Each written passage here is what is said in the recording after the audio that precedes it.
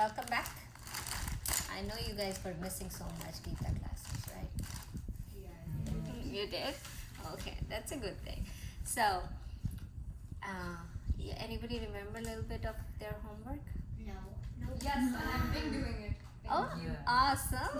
I have not. So who did it and who did not do it? I tried. But You I tried. didn't. That's okay. I do it. You did? I Oh. didn't know we had to do it. Okay. Don't Who get tried? 5 minutes. I'm faithful. Full points of trying, guys. Very good. Plus for Thank you effort. for your efforts. So what we're gonna do is, whoever you got that, Saisha, you tried. Awesome. So how about let's recite those sloks. So there were 10 sloks, right? So kids who already memorized, we're gonna go and sing it together. And people who did not memorize, you can open the book and read it with everybody. Got it? Okay. You guys ready? Does anyone know the slok number? We don't have to keep saying the slok number, otherwise it's Write gonna down lose the the board. flow. What was the slok? 7, 7, 11, 11, 16, 16, 20, 20, 22, 22, 23, 23, 31, 31, 38, 38, 47, 48. 48. Okay. You ready, Krishan? You memorized, right? Okay.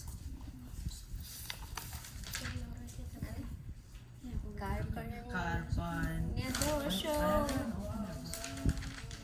Whoever remember can sing it, Okay. right? Yeah. What page is it? I really can't find it. 67. Wait, why am I back? Okay, got it. Oh, it's the wrong. Sean, can you sing it? Yeah. Okay, you remember, you memorize, right? Okay. Chalo.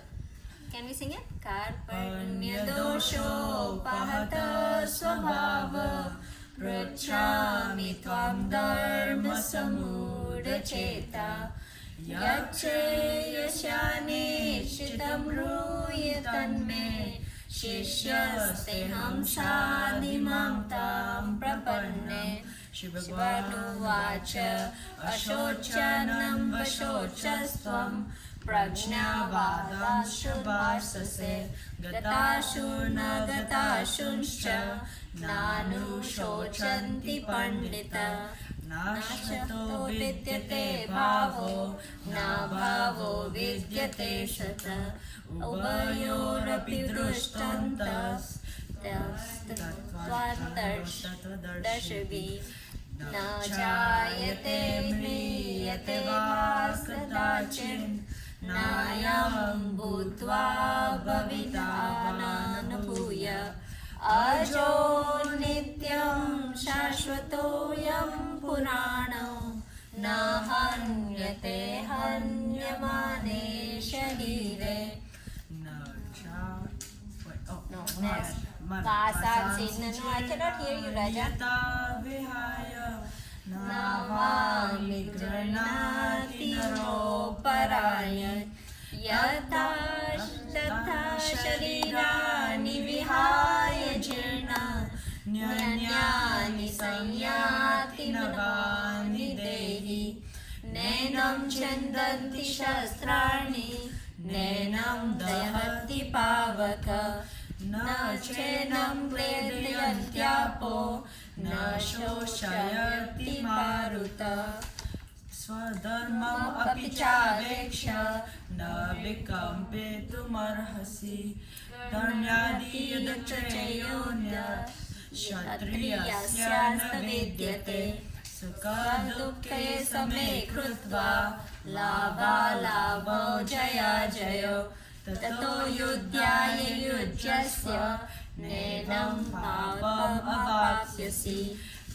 karmanyavadikaraste ma phaleshu kadachana ma karma phalaheturbhu ma te sadosta karmani yogasta kuru karmani sangam tyaktva dhananjaya siddhya siddhya samaya bhutva Samatvam yoga uchyate. Good job, guys. So what we're gonna do is, going forward, you guys have this assignment, okay? Whoever memorized it is good, but if you haven't got a chance because you guys were on vacation and going everywhere, how about it will take only 5 minutes. Every evening, just recite these 10 shloks. Can you guys do that? And then you, in no time, you will realize that you memorized it. Even if you don't want to memorize it, you don't try to memorize it, but if you recite every evening, just when you do diya in the evening, right? Just sit down and memorize these 10 shloks. Just recite these 10 shloks, right? So why these 10 shloks, you will ask me, right? Why, Sonalanti, you picked these 10 shloks? And I picked it just to, you know what, I think that it's a good thing to memorize these 10 shloks from chapter number 2. The first shlok is, you know, the chapter number 2, we divided it into 4 parts, right? You guys remember that? The first part was, you know, the Arjun surrendering to Lord, right? Lord Krishna. Until unless this shlok, 7th shlok, he did not surrender to Krishna. As soon as he surrendered, God was there to help him, right? So the first shlok that I picked was the surrender of Arjuna. So we surrender as when we read this shlok, what we have to have inside us, what should we feel? Like we are surrendering as Arjuna surrendered to God, we are surrendering ourselves to God. So that was the why I picked shlok 7. 11, why I picked it? Because that's where Shri Krishna starts talking in Gita. The first time Krishna talks was 11th shlok. And the first thing what he said is that, you know, you talk like a wise man, Arjun, but you are not wise, because wise men never grieve of either living or dead, right? So that was the most important shlok for Gita, because this is the first time Krishna Bhagavan speaks something, and the first thing he said, you know, you are very knowledgeable, but you are not talking like a wise man, because wise man doesn't grieve for alive or dead people. So that was the shlok. The 16th shlok, if you remember, we were, you know, it was one of those shlok where, you know, what, you know, Vyas wanted to take Ganeshji to take a little rest so he can think. So he put this shlok. You remember that whole story? That, you know, Ganpati says that I will not stop writing. You have to keep, if I write something for you, because, you know, this whole Gita and whole Mahabharata, Vyas recited and Ganeshji wrote, right, in the book. So Ganeshji made a really clear-cut deal with Vyas that, hey, you know, you cannot stop reciting. If you stop reciting, I will stop writing and I will not write again. So Vyas, Rishi Vyas used to do it when he wanted to take a breather in the middle, he will give a big slok, and Vyas said that, you know, whatever you write, you have to understand. So Ganeshji couldn't understand some sloks, right? So Vyas get a breather, and then he can continue saying the shlok. So we talk about this 16th slok, that is, you know, a breather for Vyas, because what does it say? It just says that, you know, the unreal things has no existence and the real never ceases. You remember that whole conversation we had on the shlok 16? So this is a very important shlok in chapter number 2. Then we picked shlok 20. In 20, what it says, that it talks about our real nature, that the soul never dies, right? Even the body dies, but the soul never dies, and we continue doing it. So that was the shlok 20. Shlok 20th was how we change the clothes. That's how the soul changes the body and keep moving on one next to next. So that was the shlok on 22nd. Then we have 23rd, which was, you remember we talk about that the soul cannot be cut by the sword, cannot be burned by the fire, cannot be get wet by the water, and cannot be dry by the air. You remember that? Yeah. So that shlok was this, so that it tells about our real nature. So we talk about that one. Then 31 shlok was about that, you know, he says that your own duty is important for you to do. So Krishna Bhagavan tells Arjun that, hey, you have to do what's your duty, right? So it's a big shlok for us to remember that, hey, what is our dharma? What is our dharma? For right now, for your dharma is, your duty is to, what is your duty? As a student, what's your duty? To learn. To learn, right? What stage are you in? Learn, to respect others, to listen to other people, to gain a lot of knowledge as much as you can. So that's your duty. So do your duty. That's what the Shlok 31 was. Then we talk about 38. 38 was, okay, so when a person can take victory and defeat as same, gain and loss as the same, the emotions doesn't change. With, when you get a victory, you become so happy, you call everybody and say, I won this, I'm so good. When you do that, that's not the real nature of you, right? Or when you lose something, you are sad and you are sitting all day and not talking to anybody and getting mad. So when you do that, that's not the right way to do it. So when the sorrow and happiness both stays the same and you don't worry about that, that's where, that's what he is saying, then you don't incur sin. That's what Krishna Bhagavan explained in Shlok number 38, sorry. And then we go directly to 47. 47 was the biggest Shlok that we discussed for like 2 classes, I guess. And that was that you have to do your action. There were 4 things in Shlok 47. Anybody remembers? You do your action. Second is? Don't do it for the result. Don't do it for, that was the 3rd thing, but right. Second thing is that result is not in your control, right? So first thing is, you have to do your action. Your right is to do the action. Second thing is, the result is not in your control.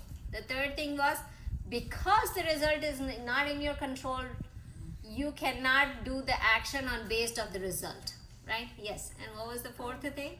Do not give up the action. Do not give the action because the result is not in your control. So those were the 4 things that we say. If you don't remember anything in chapter 2, just remember this Shlok, right? This is that important. So Shlok number 47 is that important because it gives you all the gist out of it, like how you should take the action in life, how you should make a decision. Depending on the result, you cannot make a decision, right? And then the last one we talk about, that where Krishna Bhagavan explains yoga, that was the karma yoga, right? And he talked about that the person who is equipoised, means who stays same in happiness and sad, who renounce the attachment to the actions. And can you turn that off, please? Oh, Daddy's turning it off, Raja.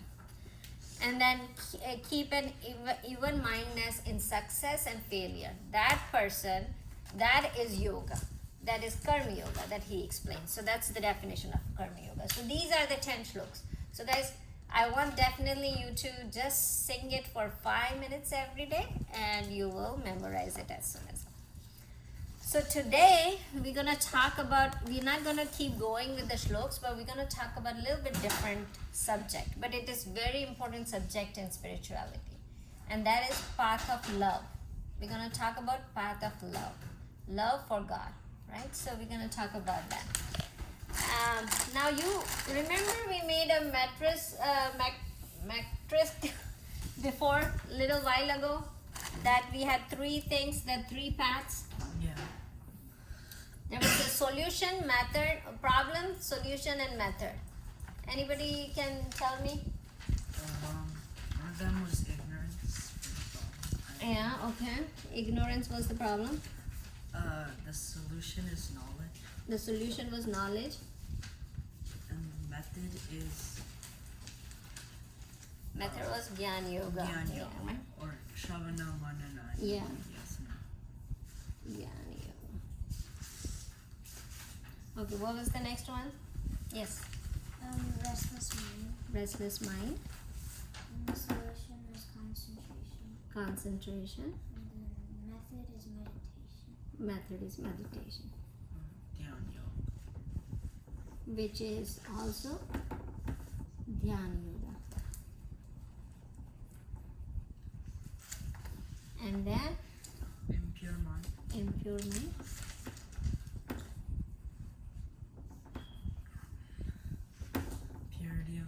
purity of mind.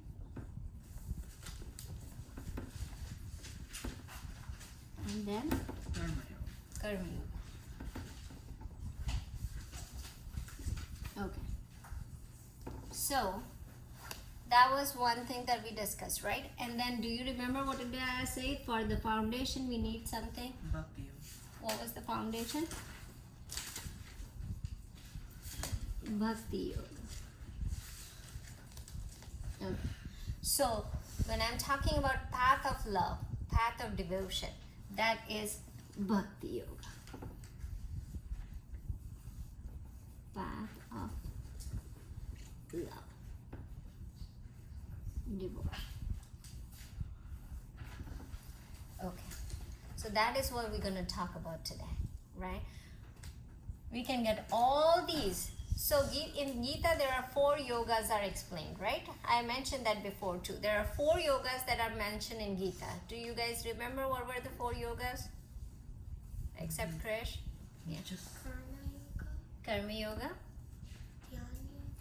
Dhyana yoga, Jnana Yoga. It's right here, yeah. Dhyana yoga, Dhyana Yoga. And what was the 4th one? Bhakti yoga. Bhakti Yoga, right? So these are the 4 yoga right here, right? So every teacher of spirituality will teach you differently. They will say, okay, all 4 yoga, they might put Bhakti Yoga here with something, right? There are 4 yogas that we talk about, right? But for us, when we look into it, we think like Bhakti Yoga is for foundation of everything that we do. So what is Bhakti Yoga? What is love for God, right? Let's talk about that a little bit. So when we talk about love for God, like when person come to spirituality, what are they looking for? Why is spirituality so much needed?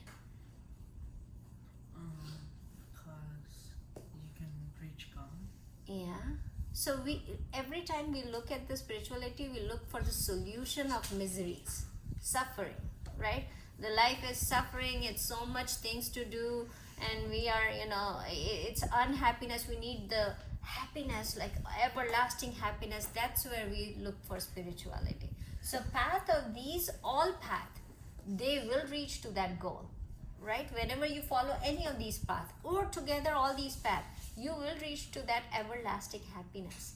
So what is difference between all these paths and path of love? What is the difference? So the biggest difference what you get from path of love is you love God, and what does God does? God love you back. In all the other path, you don't get that reciprocated thing. But in love, bhakti, love of path of love, when you love God, you get double the amount of love back from God, right? So that's why bhakti is so different than all other paths. Now look at this, when you look at, let's say, you remember Jnana Yoga, we talk about this, that when we talk about knowledge, we talk about that there is some prereq that you need, right? The person has to have some qualities. We discuss about that. You have to have vivek, discrimination between real and unreal. You have to have vairagya, means dispassion to unreal, and want to get passionate about the real thing, that is, Brahman. We talk about prereq of those 6-fold qualification. You remember those 6 one? What was it? Calmness of mind. You need Shama, Dhamma, Paparati, Yeah. Tiksha, Samoha, and Shraddha. Okay, yeah. So those were like calmness of mind you need to get the Jnana Yoga. You need control of desires. You need to get to the Jnana Yoga. You need spiritual fortitude to get the Jnana Yoga. So there are a lot of qualification that you need to get to this, to get to the Jnana Yoga. You cannot do Jnana Yoga without those prereq, right? You cannot go in 8th grade without doing all the 8th grade subject. Then only you can go to the 9th grade, right? You can go beyond that. For Jnana Yoga, you need all those things. But for Bhakti Yoga, what qualification do you need? Nothing. Nothing. You don't need You just need to anything. love God. You just need to love God. You don't need anything to go beyond. You don't need any qualification. Do we have all those qualifications to read Gyan, to go to the Gyan Yoga? How many of us will have that many Shama, Dhamma, all those sixfold qualification and fourfold, the treasures? Do everybody will have that? It will be hard to have it, right? But for bhakti, we just need to love the God. That's how simple it is. So it is very simple to go through bhakti yoga, right? Now, if you look at it, how you compare it, how it is different.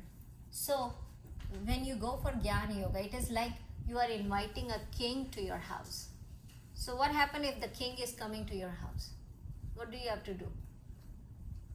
If a really royal person is coming to your You house, have to like Get everything ready, right? You have to clean the house, you have to make it spark clean, you want to make sure that the place is good. You might buy new furniture to invite him in, right? You might wear new clothes. So you will wear all these ornaments and everything, and you make it beautiful. The house make it beautiful, and the king will come in your house, sit on the couch like a couch potato, and that's how Jnana Yoga works.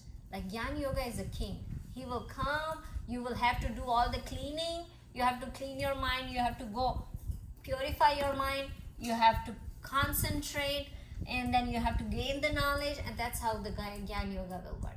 And in compared to Bhakti Yoga, think about Bhakti Yoga is like a maid who comes in the house, cleans your house, make it pretty, make it clean, and you just have to invite her in your house. That's Bhakti.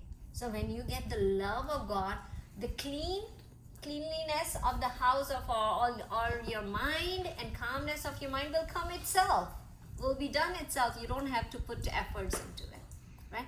That's why the Bhakti Yoga is very easy to get it, right? Love of God is very easy to get it. So we have to have the foundation of that, right? So you know how Jnana Yoga, if you look at it, Bhakti Yoga work with the heart. Jnana Yoga work with what?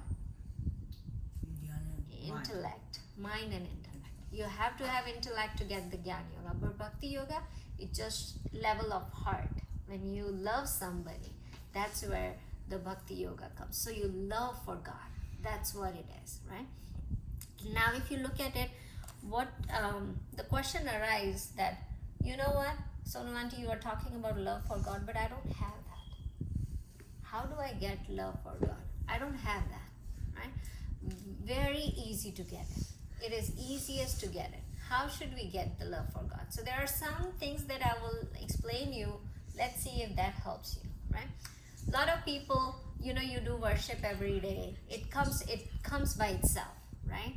But sometimes we don't worship every day. We don't do a practice of God every day. So how do I get that love for God? Right? Very simple things. What you can do is, if somebody asks you, hey, be hungry. Can you be hungry? No, right? It's a feeling. You cannot get that, right? You cannot. But if I say, hey, go eat this food, even if you're hungry, not hungry, you might be able to eat it. But if I ask, hey, how about you go be hungry? It's like that. You can, how can I have that feel of love of God? So there are a couple of things that we can try to get that love of God. So the first thing that we can try, and this has been done so we all as a human have a power to love. We can love, right? We love, right? Don't we love our mom, dad, our sister, brother? We have power to love, right? So we know what love means. I know Sia doesn't love his brother, but he just kept.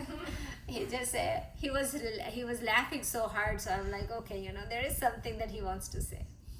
Yeah, so but we know how to love, right? So we have a list of things that we love, don't we?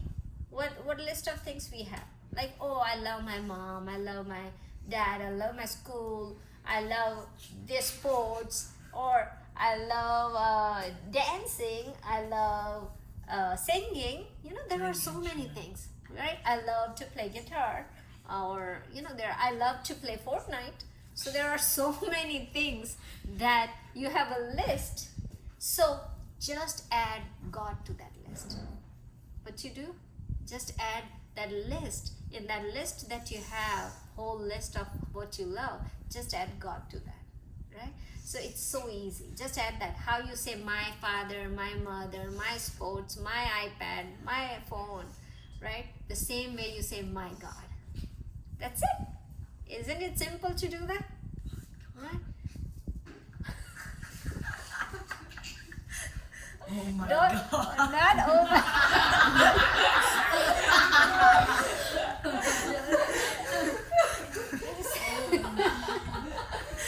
It's- that even if you say the name like this, oh my God, it's okay. But at least you have God in your life, right? So that's how you bring God in your life, right? So it's so easy. There was a sister named Teresa. She used to always say, whenever anybody asks who you are, she always say, I'm Teresa of Jesus. She always says that, she said. So one day, you know how when you do a lot of bhakti and you visualize one form of God a lot, then you see it, you visualize that God in front of you many, many times. When you do meditation, you can visualize that God form when you do it. So one day when the sister Teresa was looking at, meditating, and she saw somebody with the white robe, with the beard, like what? Jesus Christ, right? So same as Jesus Christ. So she has visual of Jesus Christ. So before she said something, the man asked her, who are you? And sister said that I'm Teresa of Jesus. As always she used to say it, right? So she said it. So then she asked, who are you? So the guy replied that I'm Jesus of Teresa. So how, the love of God brings you, like how you love the God loves you back the same way, exactly the same way as you love the God. So, it's very easy to fall in love with somebody like God, and then you get the same amount of love back from God. So he takes care of you when you love him. So that's an easy one, right? Another trick how to get, how to form or feel love for God. What you do is, there is some situation comes when you are, your heart melts, right? Any example that you went through, like it could be in sorrow, it could be in happiness, when you say, oh, my heart melts for this, right? Any such situation for you guys? It always comes. Where do you even go? No, it always comes, right? Right? You see such a beautiful place or scene or something, and you say, oh my God, my heart melts for this. It's so beautiful. Oh, I thought you meant like sad. Or sad also. Sad also. Yes, equally. Like your heart melts, oh, this boy, like, I go to India, and when I see people sitting on the side of the road, and this kid who might be hungry for days, he never got the food, and my heart melts for him. And I'm like, oh my God, this kid is hungry for so long. And your heart melts for somebody about that, right? So many situations like this comes when your heart melts for something, right? Now you got the right emotions. Yeah, but I don't say my heart melt. But that's Yeah. the phrase. I'm just saying Yeah. it's a intense emotional feeling that you get sometime, right? For anything, right? Or you were really good friends with somebody, and then suddenly something happened and you guys are not good friends. Then the sorrow comes, right? The sorrow comes in your heart. At that most emotionally intense time, when you put anything in your heart at that time, it will stay forever, because that point you are so hurt or so happy that whatever your heart, it's melted, thing is melted. So whatever happened, like when how is the coin made? The copper coins, the copper is melted, right? And then as soon as it's melted, they put the mold into it, right? They put it in the mold, and the mold comes out, right? and it stays forever until you don't melt it again, right? So at that time, if you place God in your heart, when you are so happy or so sad, at that time when you place God in your heart, it never goes away. It gets it gets molded in your heart, and that's where the love of God comes so strong to you. So how to get love, how to have that feeling that you love God? You can do two things, right? Add on your list of the what you love, right? Second thing is, whenever you are intentionally emotional at that time, put that God's love in your heart and you get that love, right? So those are the way how we can get that feeling of God love. Now you will say, okay, I will get the love of God, okay, I will get the thing, but what is the result of that? What will I get? If I love God so much, what will I get? First of all, you get the love back, right? That's most important thing. And in Gita, God said in chapter 9, he says that,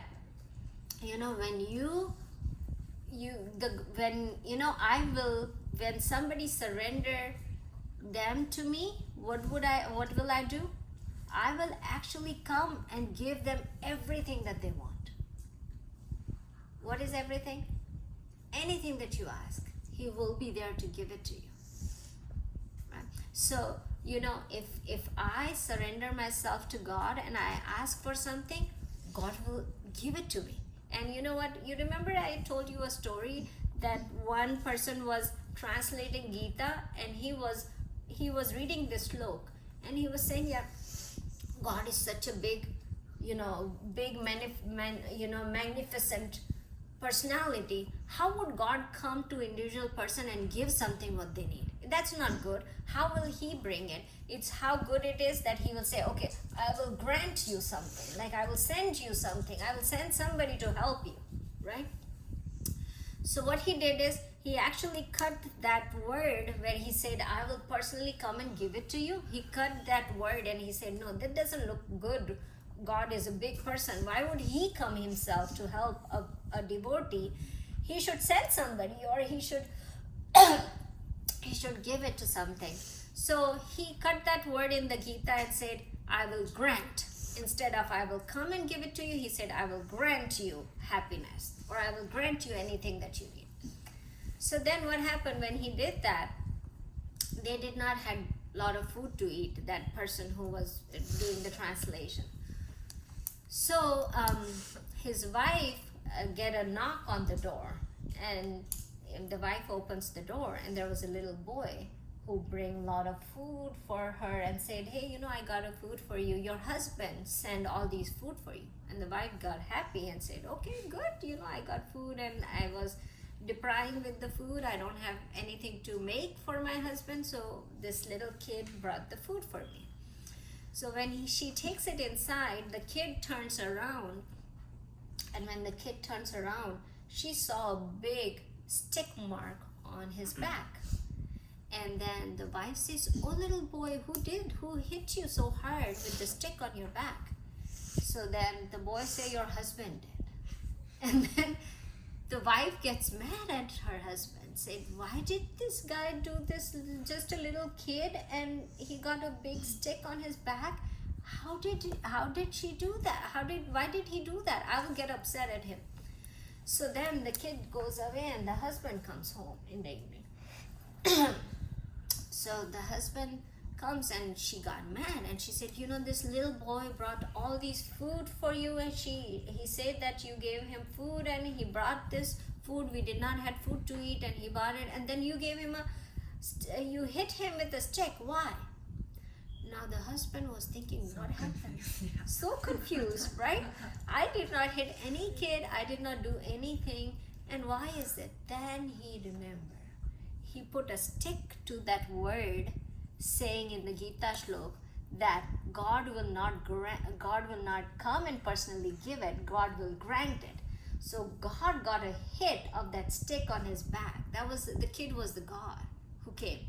So he got a hit with that stick that guy made for the translation, that God doesn't grant it, no, God actually comes and give it to you.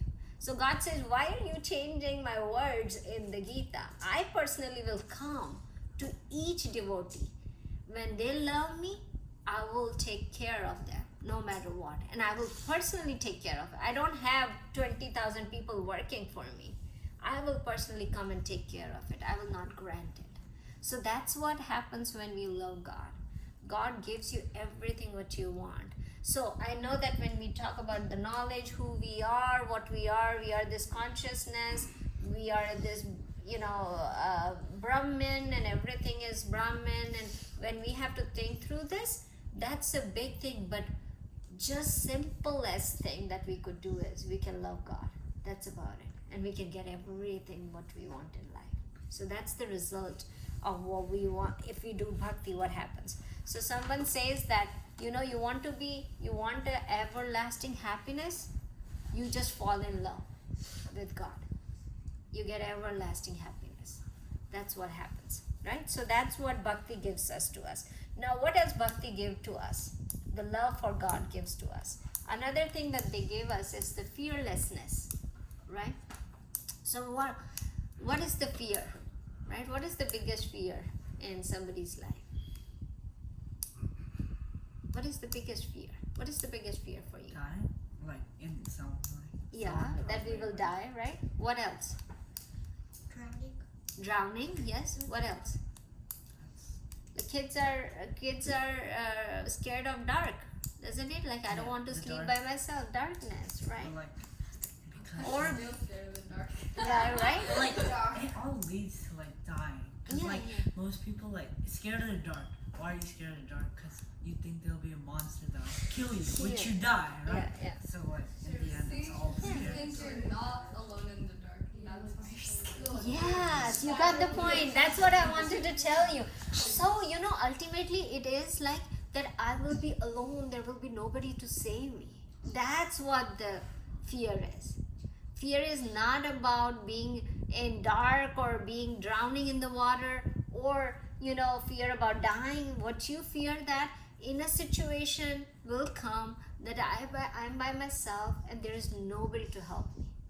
Right? A situation will come that I will be by myself and there will be nobody to save me. But if you are in love of God, what happens is God is with you every single minute. You are never alone. In the dark you are never alone because God is with you. There is always somebody watching you, right? No matter what. If you are drowning, if God is with you, He will save you. He will save you. No matter somebody will come from somewhere and save you because God is with you. You have to love the God to get that love back from God. So, Auntie, Yes, can I tell you my fear? yes. It's being alone. I know, that's what I was talking about, right? Everybody has that fear, not just you, Raja. Everybody has that fear. And that fear is always because we think we are alone. But are we alone? Never, right? Somebody is watching us, and who that somebody is? God. God. God is with us every single time. Now think about this, that somebody who is with us all the time, if we love that person and that person loves us back, how easy it becomes, right? It's easy to live. Then we are not afraid of being alone, right? Never afraid of being alone because there is always somebody with us and somebody with us who loves us. So how easy it becomes, right? Very easy, right? So then that fearlessness comes when we love, when we have bhakti in our life. What happens is this fearlessness comes, right? So you know what, I remember a story about fearlessness and I totally forgot to tell you guys. Now if it comes back I will tell you. Another thing that comes with bhakti is service to other. When we love somebody, what happens? You would like to do things for them, right? So let's say if you love your parents, then whatever parent says, you would love to do that. When their birthday comes, you would like to give them a present, you would like to give them a gift, right? If you love your friends, what would you like to do? You would like to be with them, you would like to talk to them, you would like to do something for them, right? What they like. Same as for love for God. When you love God, what do you like to do? You would like to do service to them, service to God, right? You will love to do something. And when you love to do something for God, you take action. What do you do here then?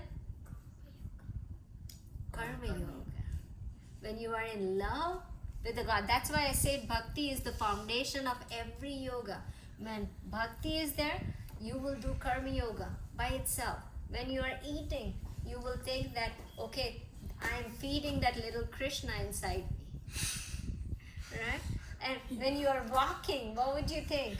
I'm walking to the temple. I'm walking in the temple of God. Right? When you are sleeping, while you go to sleep, you will think that I'm meditating God. I'm meditating upon the God while I'm sleeping. So all these things comes when you love, when you have that love for God. And that's where you get to do the karma yoga. If you don't have that bhakti yoga, it's going to be very hard to do karma yoga. And without karma yoga, we will not be able to surrender ourselves to God, right? So another result is the service aspect comes in you.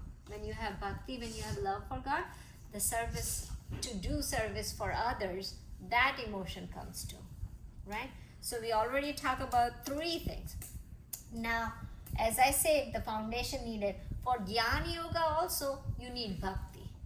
In chapter, which chapter was it? I think in 9th or in 12th, God says that, you know, if you want to do Jnana Yoga, you have to worship for me and surrender on me, and the Jnana will come to you itself. You don't have to work through it. Ramakrishna Paramhans, he said one time that, you know, Ma Kali, he was devotee of Ma Kali, right? There is a avatar in all, like, you know, we have goddess, right? So Ma Kali is one of the goddess. So Ramakrishna Paramhans was very devoted to Ma Kali.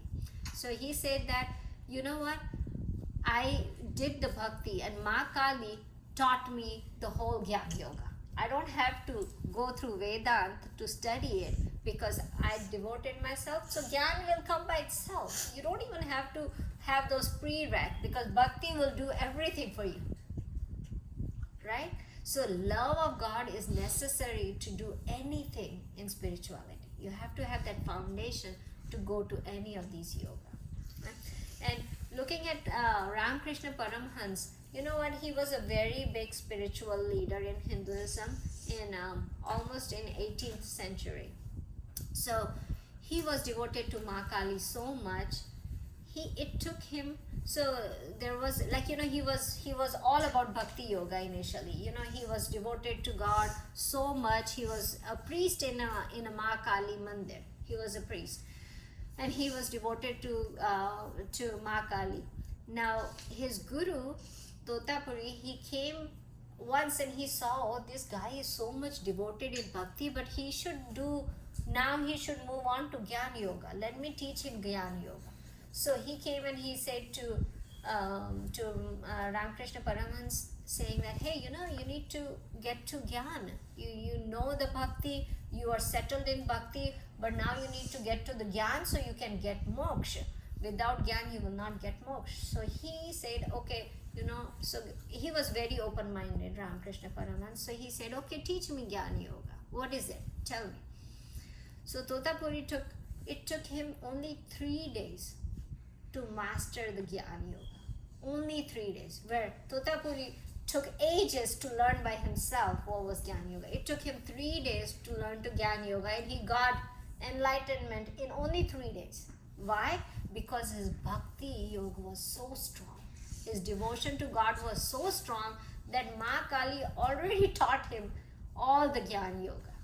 Right? So when you do this, you are not skipping anything else. You are getting them all, but in an easier way. Right? So when, you know, it says that this sansar, this world, when we get birth and when we die, between that, it is the ocean of whole world. We talk about ocean of the sansar. When you have to go from birth to death, it's very hard. They say to cross this ocean of life, it's very hard because it's big waves come, like suffering comes. then happiness comes, the small waves comes that give you a little hit, then a big wave comes that gives you more, big suffering, ups and downs come in your life, right? So it's very hard to pass through this life of ocean. If you have bhakti, if you follow the bhakti, that is love of God, God canoes your boat. You sit in the boat, you relax, God is there to canoe your boat to get from one part to other part. From life to death, He takes you with Him. If you don't go through the bhakti yoga and you say, okay, I will get the jnana yoga.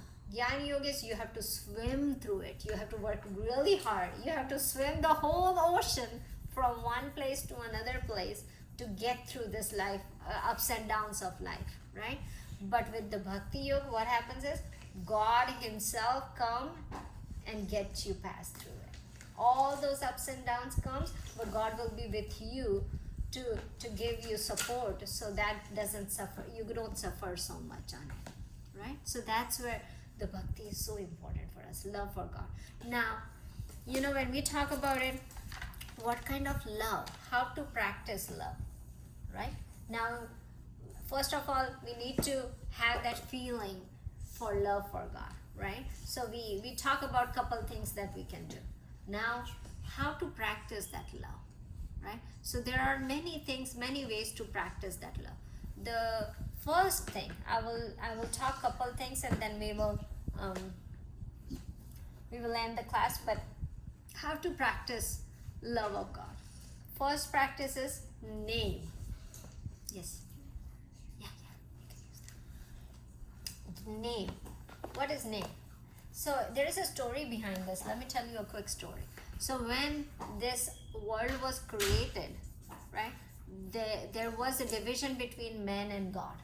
Nar and Narayan. Narayan is God, Nar is man. There was a kind of division. So God said, you know what, I will keep my form and I will give you my name. So keep my form means you will not be able to see God, right? So keep my form, I will not let you see my form, but you got my name. And that's why we cannot see God, right? That's the division happened at that time. So we cannot see the God, but we have name of God. We have Ram, Krishna, we have Hanuman, we have Devi, we have Ambe Ma, we have so many gods that we can name. The name is with us. But have ever anybody can say that, oh, this how the God would be? The form of God? We don't have that in front of us. We cannot see the God in front of us. So we have a name, right? So to practice the bhakti, what you can do is, you can just chant the name of God. That's the best practice. Chant the name of the God. When we chant the Gita Shlok, right? What are we chanting? We are thinking about God, right? We are thinking about name. When somebody says, so what happens is when you have to use, when somebody calls, when somebody calls you Swara, what would you say? Yeah, right? You will answer back. You can acknowledge that you called me, right? When I call Krish 5 times, after 5th time, he will acknowledge. Yeah, he will say yeah. So whenever you call somebody, what happens? They say yes. So when you call God, what's going to happen? He'll answer yes. He will answer back, right? So the chanting His name is so important. When you call, when you say Om Namah Shivaya, Om Namah Shivaya, Om Namah Shivaya, you are calling His name. What is God going to say? Yes, what do you want from me? Right? He will be right there to give you what you want. So the name has so power, like you don't have to do all these shloka. You just say His name and He will answer you back. Right? The same way as, we answer back with our name. So that's why the name, practice of name, chanting, singing, talking about God or thinking about God, that thinking about His name will give you everything. So that's the practice of Bhakti Yoga. Second thing what you can do is form. You will say, Sonal Aunty, you just said we don't have a God's form. Why are you talking about forms? So we don't have forms, but what happened is people in some time visualize how God look like or something. That's why we have Krishna Murti in front of us. We have Ram in front of us with the with the bow and arrows. We have Hanuman with the whole gada in his hand. We have Vishnu Bhagwan with 4 hands. We have Devi with the sitting on a lion. So we have all these forms that people visualized in their bhakti, and that's form we worship it. So worshipping that form, even if you sit for meditation or you think about God and you put one of the form in front of you, you can feel the God presence in front of you. So you can worship any form. You can take any form. You don't have to just say, hey, you have to worship Krishna. It could be my Krishna, my Rama, any form, right? So then that's the second practice you could do with the form. So first with the name, second with the form. The third is Vibhuti. Vibhuti is what? Is God made this whole world, right? So when you see those grand things, right? Like, you went and saw in Alaska, you saw beautiful mountain and clouds and everything. At that time, you say, oh my God, you made such a beautiful world. That's the presence of God. Can man make it? Those beautiful things that God have made? No, right? So presence of God is there. So when you practice the God, you say, oh my God, you made it such a beautiful, anything you see. Even when I see people going on Mars with those rockets that the man, I praise God. My whole feeling will come that, oh my God, God, you made such a man with such a brain that he can build this rocket. Did the man made his own brain? No. Who made the brain? God made the brain, right? So God made such a brain that he can make a rocket that can go to Mars. That's a magnificent presence of God in front of us, right? So, visualizing that, thanking God at that comes in Bhakti Yoga, comes as a love of God, practicing the love of God, right? So, one thing I realized, I will tell you, the first time I went to Grand Canyon and I sat there and I visualized God right there. It was so beautiful that I felt like God made this nature. God made this, this whole Grand Canyon. Can man make it? Nobody can make it, right? It's the God's presence there, right? That's where the love of God comes in your heart. That's where the Bhakti Yoga comes into play, right? So those are the practices we can do. Now, when you talk about the grand thing, right? In chapter 10, you will see in Gita, when we continue studying Gita, in chapter 10, God actually talk about all these grand things. Yeah, he mentioned you see me in Himalayas. You see, because it's grand in the mountain. You see me in the whole sagar, means ocean. You see me in the moon, in the sun. You see me. So that's where he is there. His presence is there. Can anybody make sun? No, right? Can anybody make moon? No. Who made it? God made it, right? So presence of God is right there. Right? So all these magnificent things that come in front of it can be, utilized as our love to God, practicing God. You know what? In Hinduism, there is so much magnificent way of God has been pictured, right?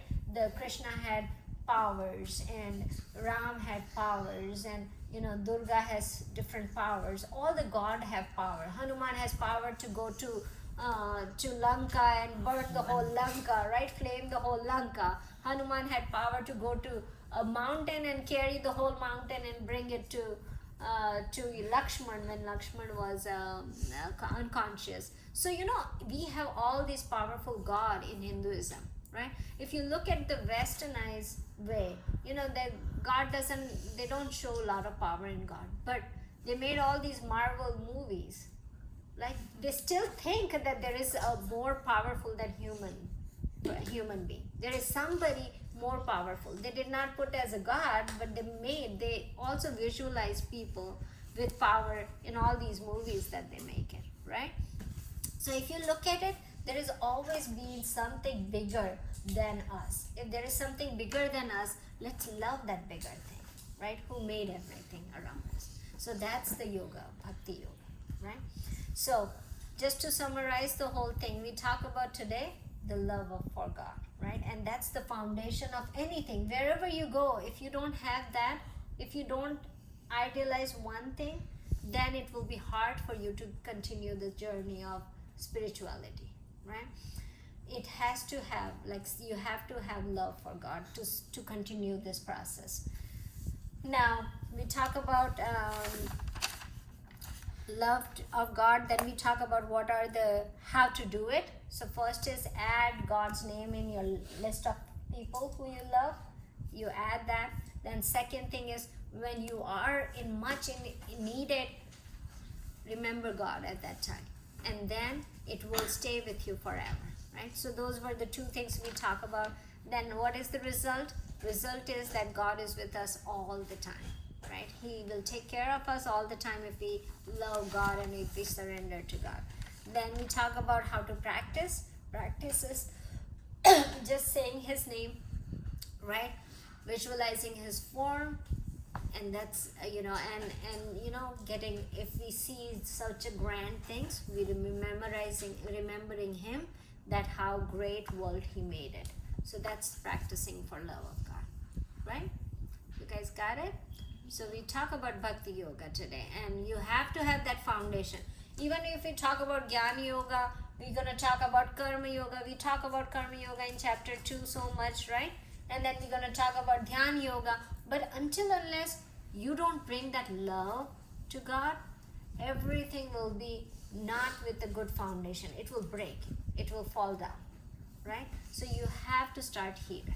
If you don't start here, then whatever we build, how many classes you will attend, it's not going to build a solid foundation, right? So let's practice that. So what I want you to do, just practice.